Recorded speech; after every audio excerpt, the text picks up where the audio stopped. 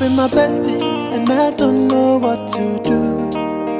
Sometimes I dey feel say she dey feel the same way I do, but she dey call me brother. Amoureux de l'élevage, bienvenue dans cette nouvelle vidéo, les chroniques de l'élevage leader. Aujourd'hui, nous sommes à l'ouest Cameroun, plus précisément à Balen, un petit village proche de Bafoussam.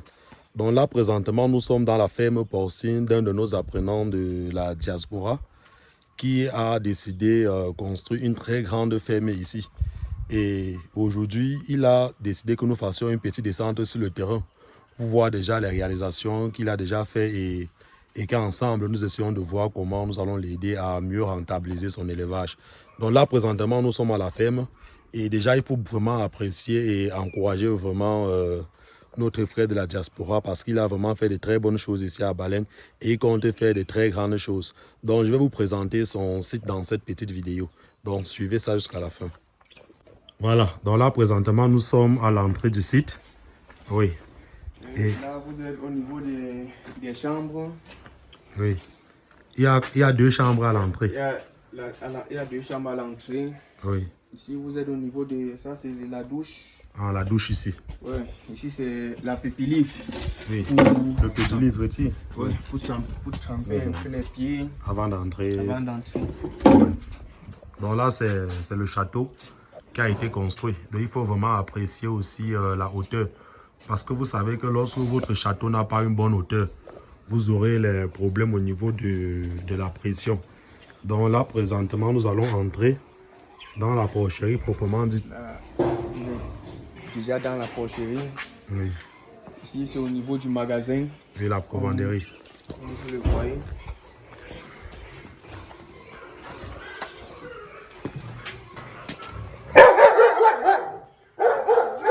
Voilà.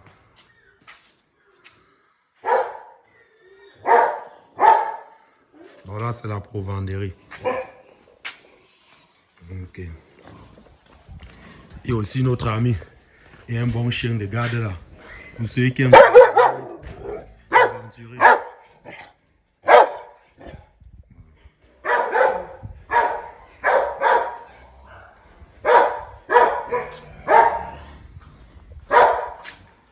Tu présentes les différentes loges là.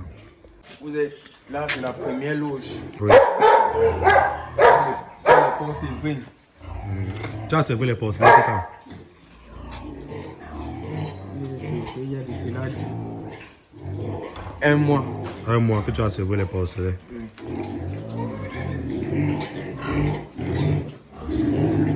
Ok. La deuxième loge. Oui. Pour les porcs en gestation, qui sont en gestation. Oui, là vous avez les truies gestantes. Ok. Les truies, elles sont à combien de mois de gestation? Un mois. Un mois de gestation. Il y a la première truie qui a un mois de gestation et l'autre qui a 3 semaines. Oui. Pareil dans la troisième loge. Oui. Il y a l'autre qui a un mois, 2 semaines de gestation. Et l'autre qui a 2 semaines de gestation. Oui. Là, vous êtes au niveau de la quatrième loge. Il y a celle-ci qui a un mois de gestation. Et celle-ci qu'on ne sait pas si elle a été croisée ou pas. Pourquoi tu ne sais pas? Bon, le porc était, on avait payé le porc, soi-disant un porc en gestation. Oui.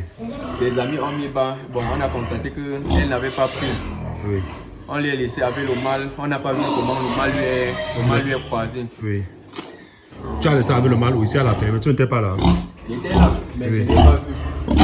Mais si le mâle n'est pas monté, ça, elle ne peut pas être gestante. Donc c'est la cinquième loge.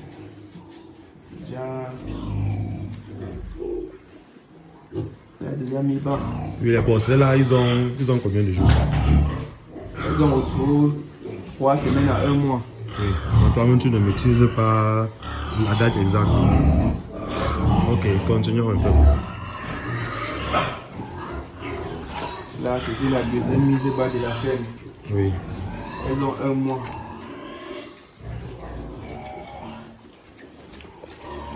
Ok.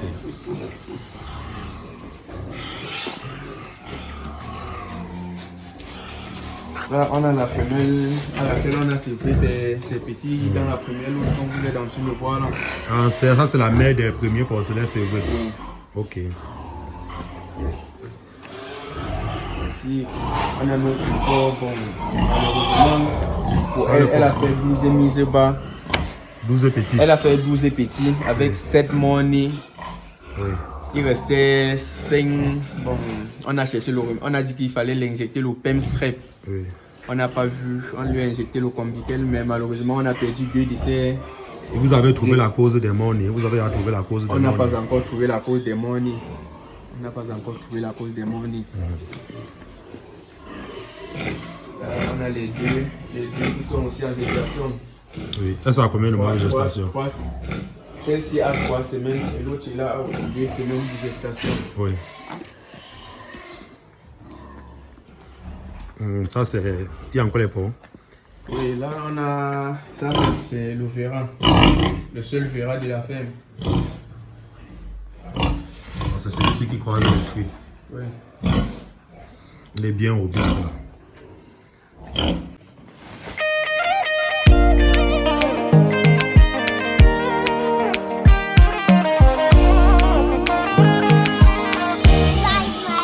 I'm in love with my bestie, and I don't know what to do. Sometimes I dey feel say she dey feel the same way I do, but she dey call me brother. I know they bab that thing, cause sometimes we dey act like lovers, where we dey do more things. My bestie, my bestie, my bestie, my bestie, my bestie. If you dey hear this song, just know say somebody for free. My bestie, my bestie, my bestie, my bestie, my bestie. Oui, ce qu'il faut apprécier ici, c'est la qualité de la construction. Donc, comme vous pouvez observer sur le site, il y a déjà le bâtiment de reproduction qui a été construit. Et le site était un peu sur une légère pente, la raison pour laquelle vous pouvez voir que l'on a fait les bâtiments en escalier. Donc, pour ceux qui veulent se lancer dans ce domaine aussi, vous pouvez copier ce petit modèle de construction chez vous. Donc, comme vous observez là, je vous présente par exemple cette loge. Vous voyez, il y a les pipettes. Il y a les pipettes. Il y a la zone d'évacuation des digestions. Voilà ça. Je vais aller à l'extérieur pour vous présenter. Donc, vous voyez comment ici, on a construit les loges un peu en escalier. Voilà. Ici, vous observez cette loge, vous allez aussi voir. Il y a les pipettes, il y a la zone d'évacuation des déchets. Donc, c'est un peu ça. Maintenant, sur l'espace restant, parce que là, présentement, nous avons 20 loges. 20 loges que nous allons utiliser pour la reproduction. Oui. Et sur l'espace restant, maintenant, comme vous pouvez constater, il y a encore suffisamment d'espace restant. Sur l'espace restant, nous allons construire les loges d'engraissement ici au milieu. Donc, après ce couloir de passage, il doit y avoir les loges d'engraissement. Et après les loges d'engraissement, il y aura encore des loges de reproduction là derrière. Donc, les loges de reproduction sur les bords et les loges d'engraissement qui sont généralement les très grandes loges en bordure. Et à la fin de la porcherie, je vais arriver, je vais vous présenter. Il y a la fosse. Donc, on a prévu une fosse parce que le site est déjà clôturé.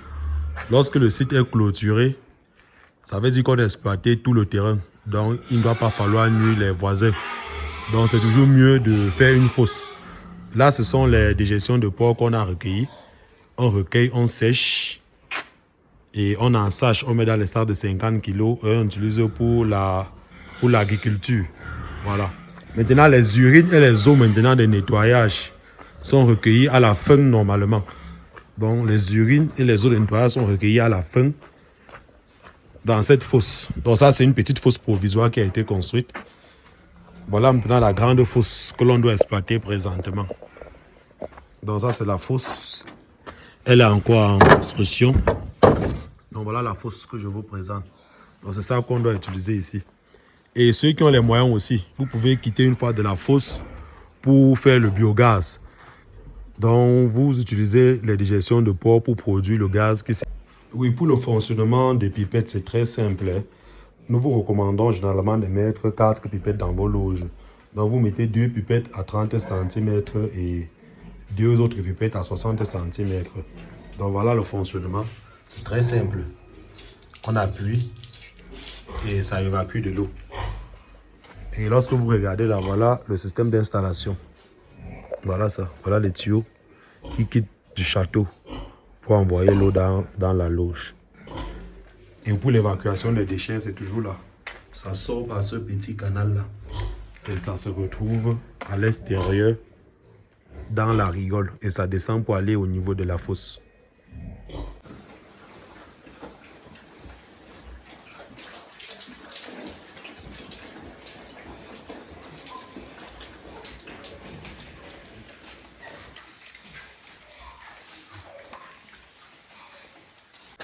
Et pour réussir votre zone d'évacuation de déchets, vous devez respecter la pente.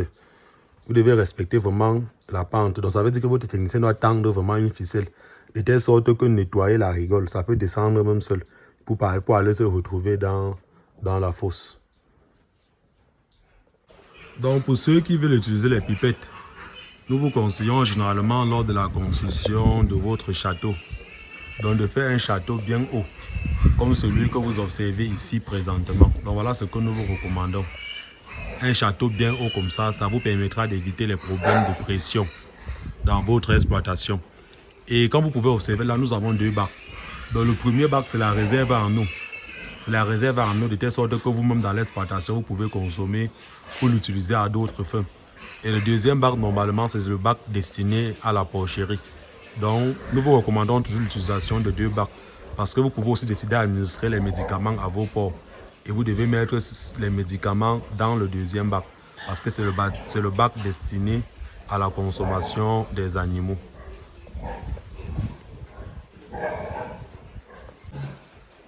Oui, nous venons présentement de finir avec la visite du site et notre ami nous a présenté les différents animaux présents sur le site. Donc là présentement, je vais lui laisser la peine de se présenter et nous allons lui poser un peu quelques petites questions et pour apporter un peu quelques petits conseils pour vous et pour lui aussi avant de faire le rapport maintenant en général de l'exploitation à celui qui nous a envoyé ici. Bon, bonjour, comment tu vas? Mes potes, je vais bien et vous, boss. Bon, ça va. Bon. Je me prénomme Fomena Kene Arnaud. Oui. Je suis de Bouddha. Bon, là, je suis présentement à Baleng. Oui. Je travaille à Baleng. Tu es ici depuis combien de temps? Je suis là depuis 3 mois. 3 mois. Ça veut dire que tu es le premier employé de la ferme. Je suis le premier employé de la ferme. Et tu es ici seul? Je suis seul, présentement. Oui. Présentement, ok. Il y a combien de bêtes ici? J'ai 28 petits porcelains. Oui. Avec 13 porcs. Oui. Et les porcs là, vous avez pris les porcs à comment? On a pris les porcs, on a pris 7 porcs non croisés et 5 porcs croisés avec un verra. Oui. Et les 5 porcs croisés ont déjà mis bas? 4 ont mis bas. Oui. Et il y a un seul qui n'a pas encore mis bas. Et on doute si sa chaleur si son croisement a pris. Ah, ok. Ça veut dire que celui qui vous a vendu vous a dit qu'elle était gestante. Elle était gestante, mais là, présentement, elle n'a pas encore mis bas sur le terrain. On a constaté que ce n'était pas ça. Bon.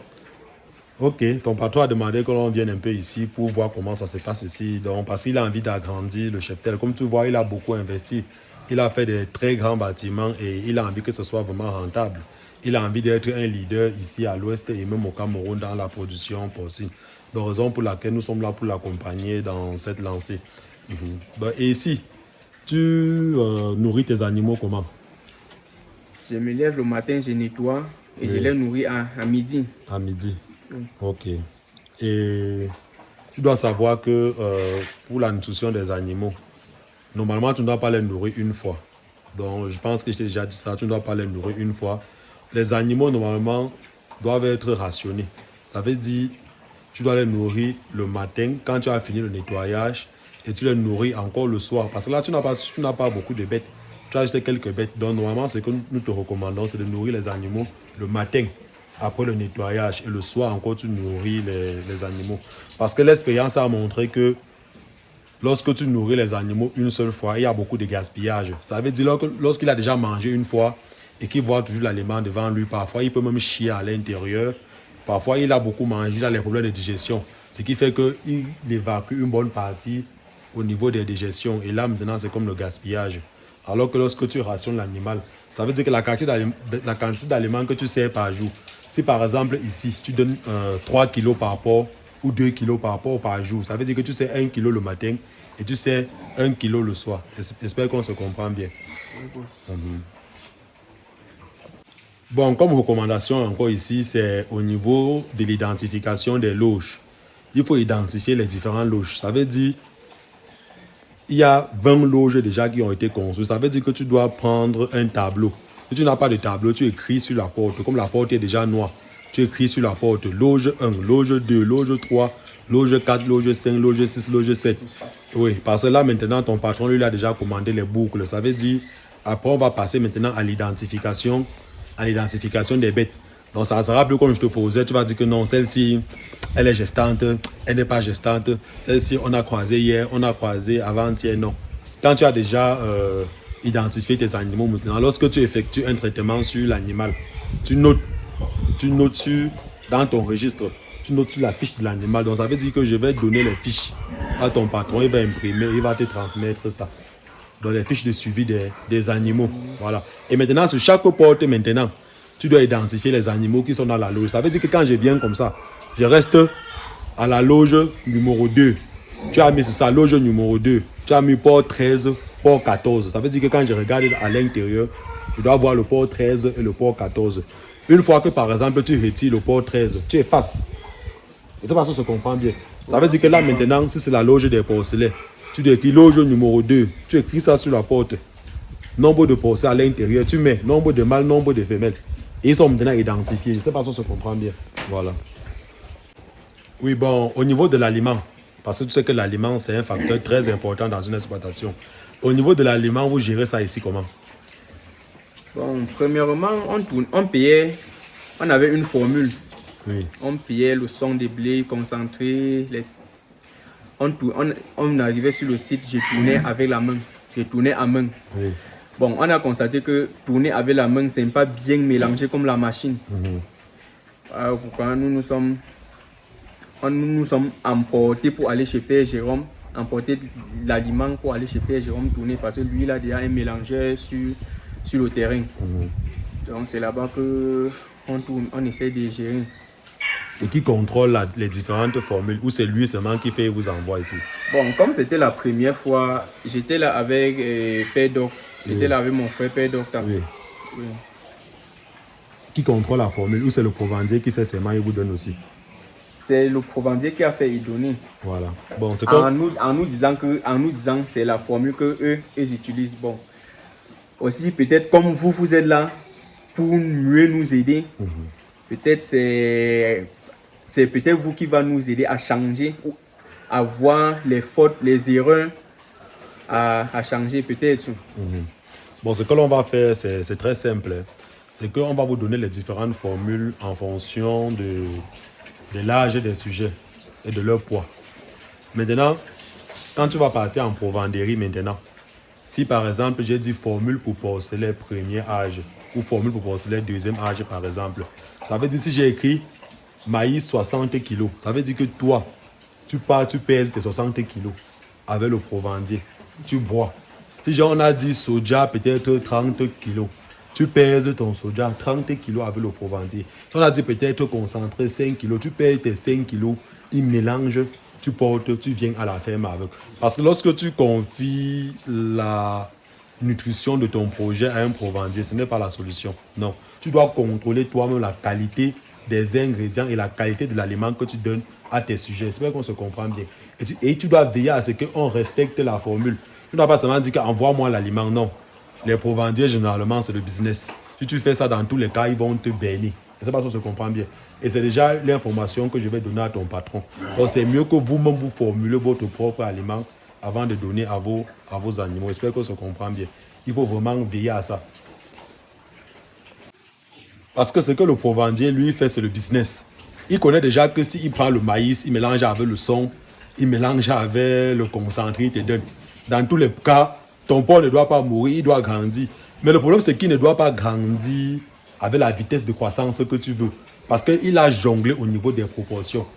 Donc, ce n'est pas seulement les différents ingrédients qu'il a mis à l'intérieur qui comptent. Mais ce sont les proportions maintenant qui sont importantes. En fonction maintenant de l'âge des animaux. J'espère qu'on se comprend bien. Tu vois qu'ici, vous faites une seule formule. Vous donnez à tous les porcs.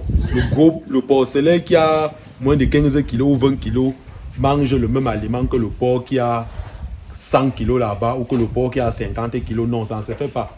Il y a une formule pour les porcelets premier âge, une formule pour les porcelets deuxième âge, une formule pour les porcs en engraissement et une formule pour les porcs en finition. Et il y a encore une autre formule pour les truies gestantes et les truies allaitantes. Ce n'est pas la même formule. Ce n'est pas pour rien qu'on différencie tout ça. Parce que tu m'as fait comprendre ici qu'il y avait une truie là-bas, que vous avez eu 5 monnaies. 5 monnaies peut être au niveau de l'aliment. L'aliment que vous avez donné n'était pas adéquat ou adapté pour les truies gestantes. C'est normal que vous ayez les monnaies. J'espère qu'on se comprend bien. Oui, on se comprend. Ok. Bon, je ne sais pas si tu as d'autres questions. Si tu as d'autres questions, tu peux les poser directement. Là, j'essaie de répondre aussi pour aider ceux qui nous suivent sur notre chaîne YouTube et notre page Facebook. Pour ceux qui aiment un peu le gratuit. Donc, je réponds à vos questions directement pour vous aider aussi un peu. Oui, bon, j'ai un mal là. De temps en temps, tu peux envoyer une truie. Elle croise et des fois, tu envoies la truie. Il regarde seulement. Oui. Je ne sais pas si c'est un problème où il est trop vieux ou donc un peu ça. Oui, le mâle que j'ai vu là-bas. Ouais. Le mâle que j'ai vu là-bas, il est déjà trop âgé. Il est trop lourd. Je ne sais pas si on se comprend. Et il est aussi un peu calme. Il n'est pas assez viril. Il n'est pas timide. Il est timide. Il est timide, voilà. Il est timide. Il n'est pas viril. Je ne sais pas si on se comprend. Et lorsque le mâle est déjà lourd comme ça, là, il consomme beaucoup pour rien. Donc, ce qu'on conseille généralement lorsque le mâle est déjà très lourd, c'est de vendre le mâle.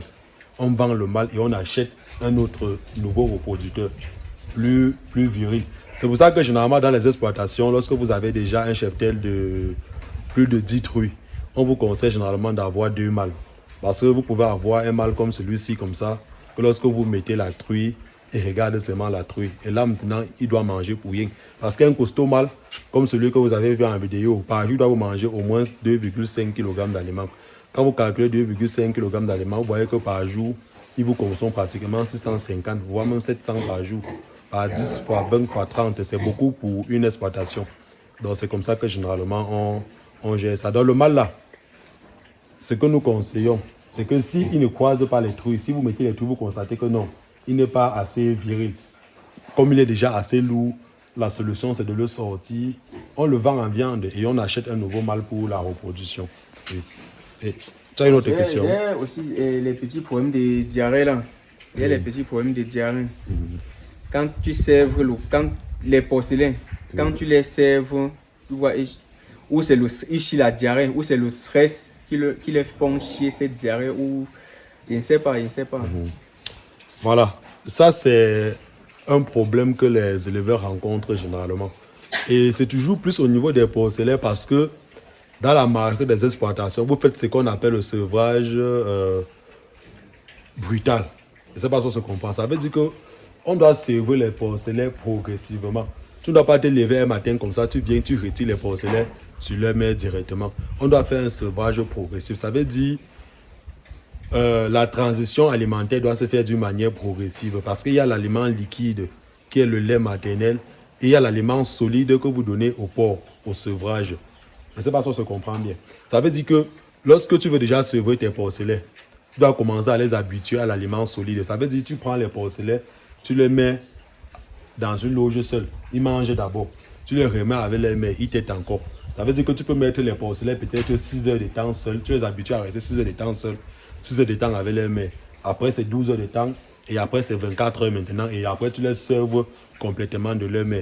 Et ce qui dérange aussi plus les éleveurs, c'est qu'ils ne démarrent pas les porcelains. Nous avons déjà dit ici plusieurs fois, il y a ce qu'on appelle l'aliment démarrage pour les porcelains. Vous devez déjà savoir qu'à partir d'une semaine, je dis bien une semaine, les porcelains commencent déjà à manger.